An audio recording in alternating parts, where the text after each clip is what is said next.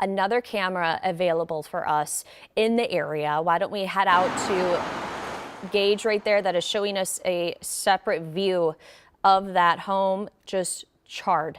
My gosh. Wow. Yeah, look at that right there. So as you can see, there is one house that is badly burned, windows knocked out, siding ripped off, no roof on the home right now. We still have not confirmed what type of aircraft went down, but witnesses say that it was an aircraft of some sort that went down into a home in Brooklyn Park. We have public safety authorities that are gathering this information to relay it back to us at this point. We are hoping to hear from them sometime soon. Just a reminder, everyone, this aircraft, we heard the reports of this aircraft going down just before 1 o'clock. You were a little after 2 o'clock at this point, and we see there is no flames there, but a badly burned building missing a roof. So Sammy Salina is still gathering information from the witnesses there. We do have our other reporter, Jessica Hart, that I mentioned is out at the scene, and I believe we have Jessica ready to talk to us. Jessica, you were here when we heard the reports come in. You just got out to the scene. Have you had the chance to talk to anybody? I mean, what are you seeing? I'm kind of surprised with how much traffic there really is in the area too.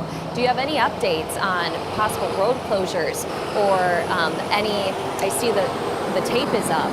Can you just fill us in on what you are seeing at the moment?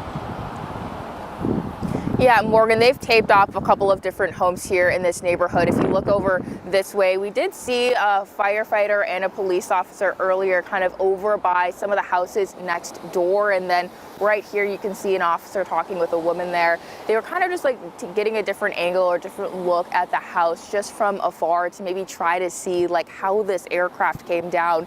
But people have just been kind of parking their cars here on the side of the road, just walking over, trying to figure out exactly what we're working to learn what happened. I did have a chance to talk with a couple of people. I talked with one woman who was on a walk. Her husband actually lives down this street, just a few blocks away from this house, and she tells me her husband heard the entire house shake when something happened. He didn't know what it was at the time, but when he came out and walked around, he realized that something really terrible had happened. Another person who lives across the street heard a loud boom, and they had no idea what that was, so they came out to investigate, and this is what they found. So this is just one of the angles that we're able to see of this house. You can see that it is completely destroyed. Only a few walls remain. When we got up here, we saw firefighters trying to extinguish some of the hot spots in this house, just flooding the home with water. But as you can see, they've taped off a large portion of this neighborhood as they continue to investigate what happened. I know, Morgan, you mentioned there's a lot of people walking around. This is a really big walking area. Some of the neighbors tell me there's tons of people who live nearby just kind of walking by and are just really shocked at what they're seeing. We've heard so many people gasp when they see the angle of this house that we're showing. And so again, we are working to learn what exactly happened here. And as soon as we learn more information, we'll make sure to update you. Yeah, Jessica, thank you so much for getting out there so quickly. You know, when these scenes happen, it is kind of an all hands on deck approach here at KARE 11, and we have people that are still coming to the station right now to try and bring you the fastest, the most reliable information